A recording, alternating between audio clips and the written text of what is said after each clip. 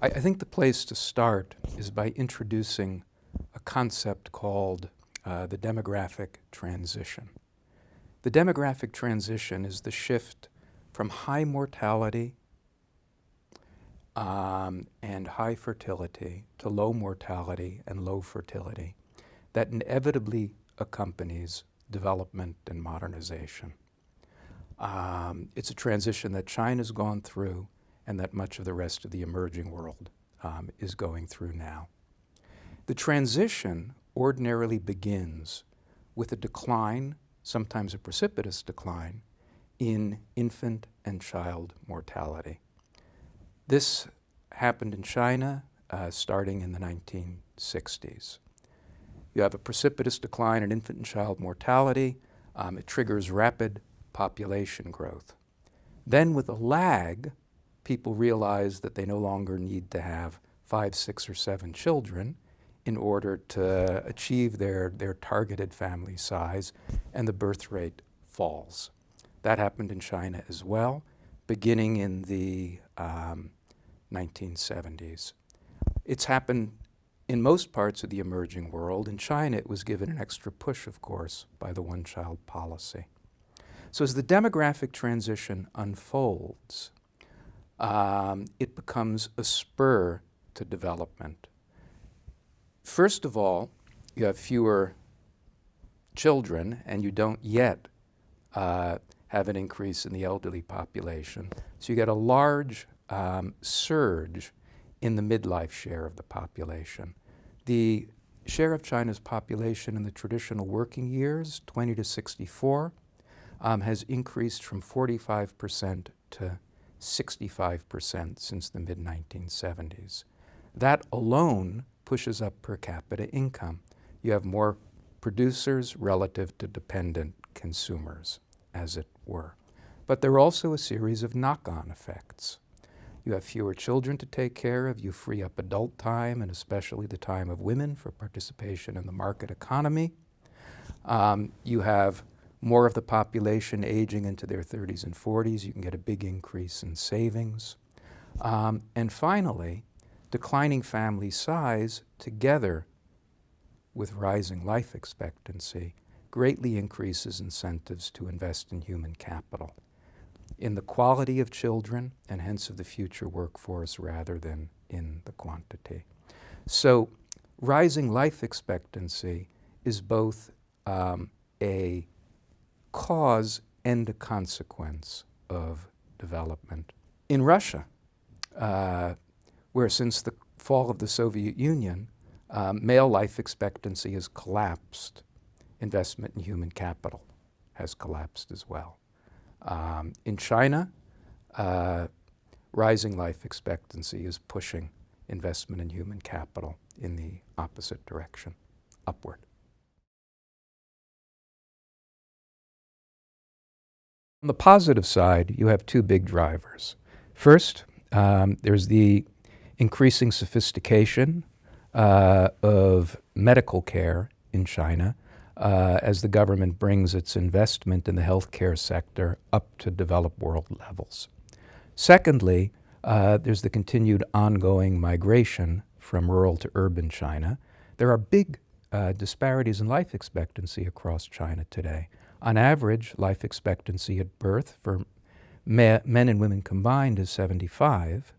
In the countryside, it's lower. In big cities like Beijing and Shanghai, life expectancy approaches 80. So both of those will continue to push life expectancy up. On the other hand, there are a couple of forces at work which could potentially push life expectancy in the other direction. Development is wonderful. Rising incomes and affluence allows people to escape poverty, to fulfill hopes and dreams that they otherwise couldn't possibly hope to achieve. But it also brings along with it the plague of chronic diseases. As China becomes more affluent, they'll consume more meat.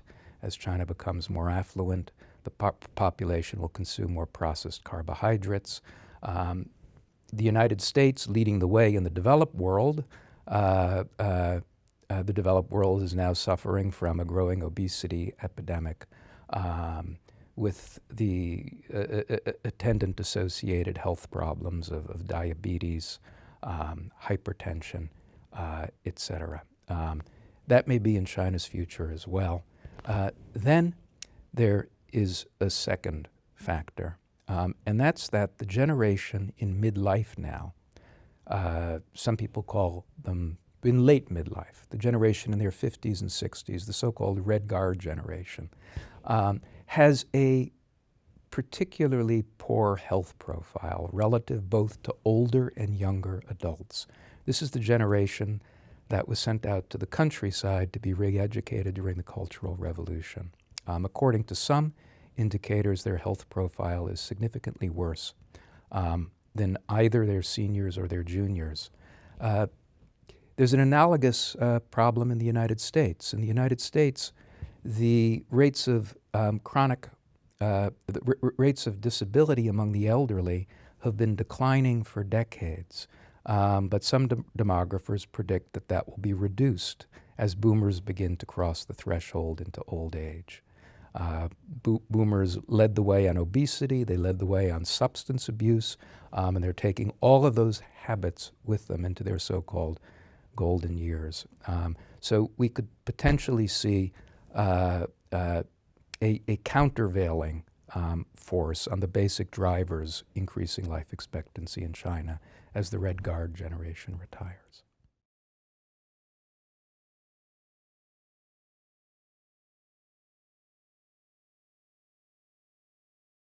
Well, first of all, let's talk for just a moment about the negative impact. Demographics have been leaning strongly with economic growth in China for the past 3 decades. The demographic transition creates a demographic dividend that helps to push up per capita income and per capita wealth. Some economists estimate that the changing age structure and growth rate of China's population since the mid-1970s actually accounts for between 1/3 and 2/5 of the increase in living standards. The share of the population in the traditional working years has been rising from 45% in 1975 to 65% today, but all of that is going to be thrown into reverse. The first thing that happens when you have fewer children is that you have fewer children to take care of, and a rising share of the population in the working years. But eventually the other foot falls, and the steeper fertility's declined, the more massive an age wave you'll have. So the favorable demographics that have been leaning with economic growth are beginning to lean against growth in China. Rising life expectancy is an important part of that. The longer people live, and particularly at the very oldest ages in the 70s and 80s, the more burden you have on the social insurance programs and the social safety net. But rising life expectancy has to be seen in the context of low fertility as well, and it's the two together that are driving the aging of China. Over the next decade or two, economic growth, which has already begun to slow, will slow further as the growth rate in the working age population falls to 0, and the working age population begins to contract. Fiscal burdens from pension and healthcare programs will rise. All of this threatens the twin pillars of the current regime's legitimacy. Okay. The deal has been political acquiescence in return for rapid economic growth and social stability. But population aging, driven in part by rising life expectancy, strikes directly at both of those premises. It will slow economic growth, and it will also add another multiplier on top of all of the social and economic stresses, from rural to urban migration to environmental degradation, that China is currently trying to cope with. In a sense, the government said to the Chinese people, you can only have one child now, but we'll take care of you when you get old. So the government, the part of that implicit deal is that the government will substitute for the family.